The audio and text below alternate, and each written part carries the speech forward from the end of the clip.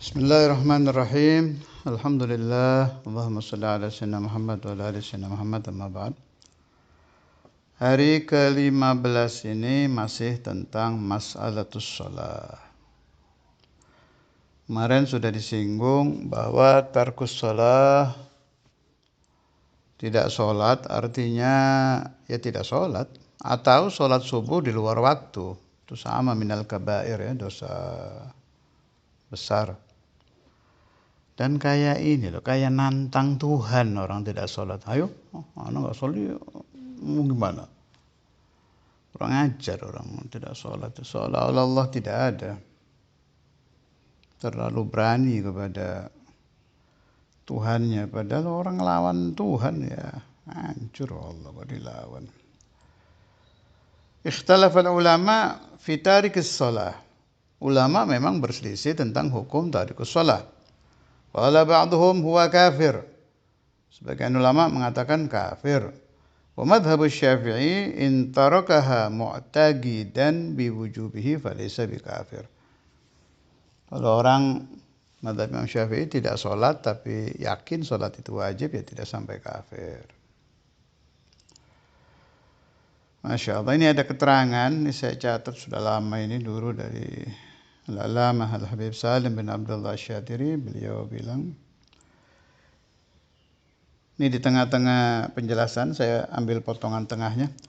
Fa inna alfa hajjatin la tukaffiru dhunuba tarki salatin wahidatin amdan bighairi udhrin syar'iyyin. Jadi 1000 haji, dengarkan kata-kata Habib Salim ini, 1000 haji tidak bisa untuk menggantikan satu kali sholat yang ditinggal dengan sengaja tanpa udhur. Bayangkan itu, sholatus subuh satu kali tidak bisa Anda ganti meskipun Anda kaya dengan 1000 kali haji.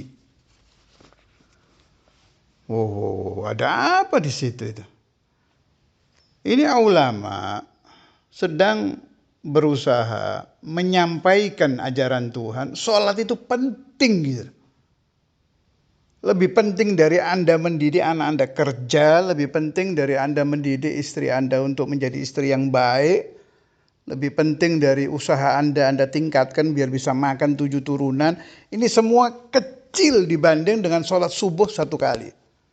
Dengan mengajarkan anak Anda, laki, wanita, istri, pembantu, sahabat, kerabat tentang hukum sholat. Sholat itu wajib. Nah, di sini ada keterangan penting ini ya, tentang orang yang dengan enaknya tidak sholat.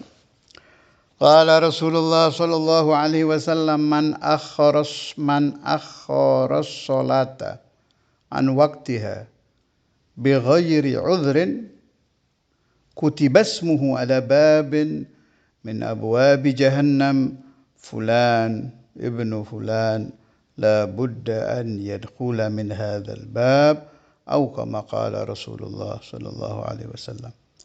Siapa yang mengakhirkan sholat, berarti ini orangnya masih sholat, an waktiha, sampai keluar waktu, bighairi udhrin, tanpa udhur, maka Allah menulis namanya di satu pintu dari pintu-pintu neraka jahanam, fulan bin fulan, la budda, pasti, tidak boleh tidak, an yadkhula min hadzal bab, untuk masuk melalui pintu ini.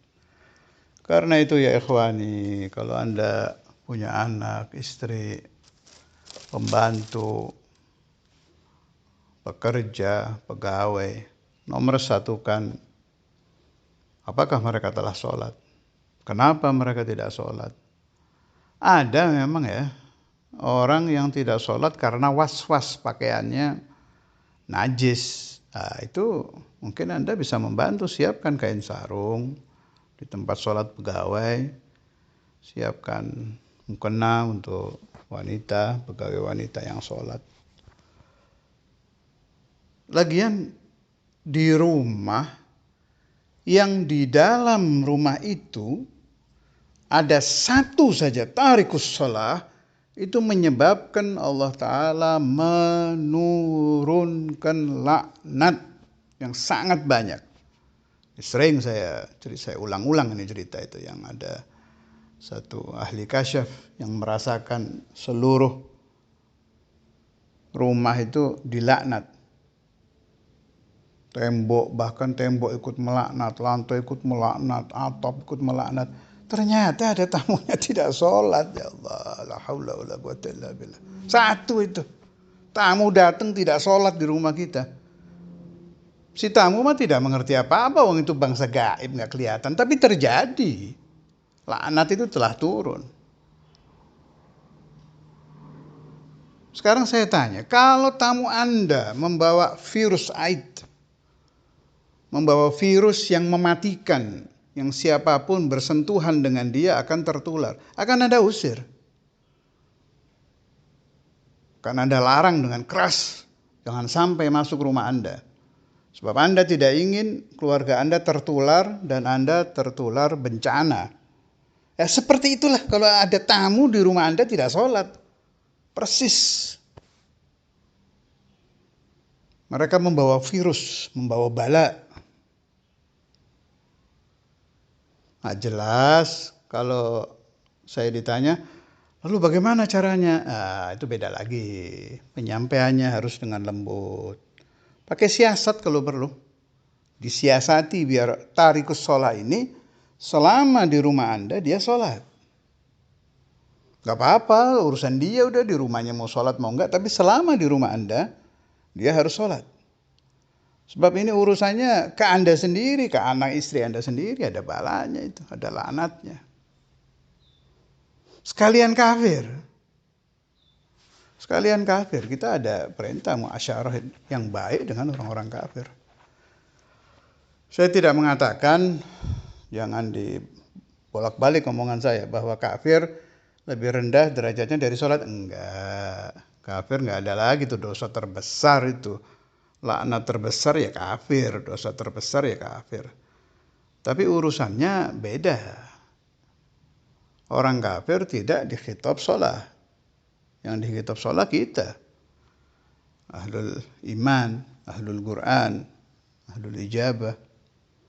Kalau kafir, khitabnya untuk beriman. Pahamkan kepada mereka la ilaha illallah, nanti nomor 2 baru sholat. Tidak ada perintah kita disuruh mensolatkan orang kafir supaya sholat nih gimana sih kafir nih. Enggak. Buka pikiran mereka. Ajak mereka diskusi agar pikirannya terbuka. Masuk menjadi ahlu la ilaha illallah. Baru nanti nomor 2-nya sholat. Allah yaftah alaihi wa alaikum futuhal arifina fis salah. Sebab ini urusan luar biasa ini.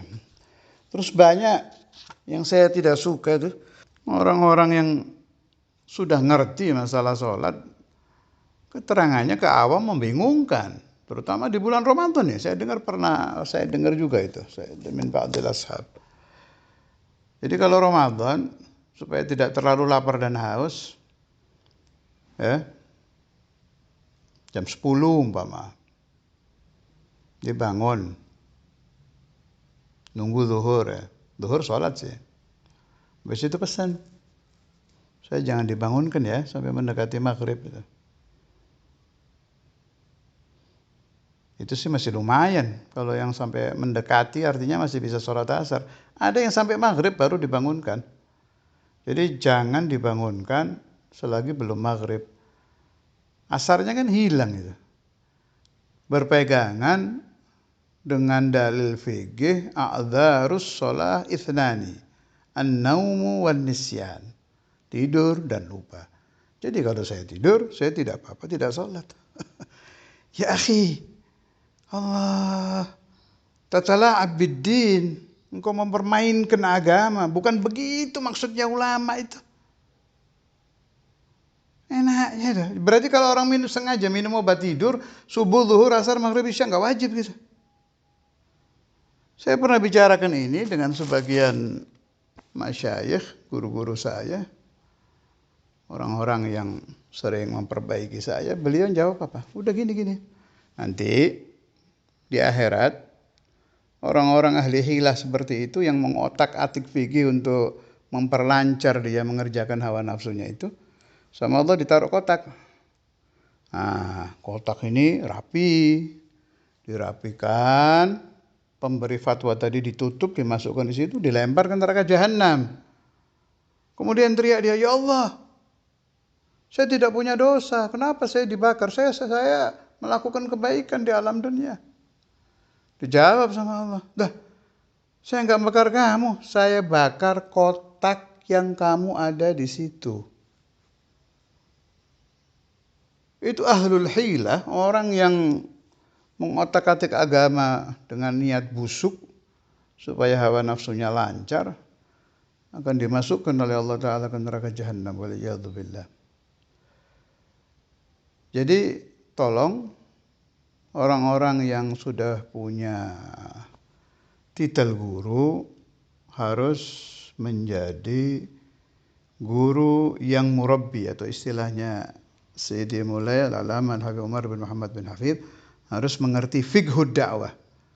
Jangan biarkan orang awam itu yang sudah sulit diajak sholat, mereka menjadi tidak sholat pakai dalil. Serem ini kan. Yang asalnya si awam ini yang tidak sholat merasa berdosa, diajari sama orang-orang yang bisa baca kitab tuh, sama guru-guru yang gak beres tuh. Cara-cara supaya tidak sholat tapi aman. Sholatnya nanti. Udah tidurnya enak, puasa udah bisa makan, udah baru sholat. La hawla wa la quwata illa billahil aliyyil azim. Nasallallahu as-salamah wal afiyah minal fitan. Wa sallallahu ala sayyidina Maulana Muhammad wa ala alihi wa sahbihi wa sallam.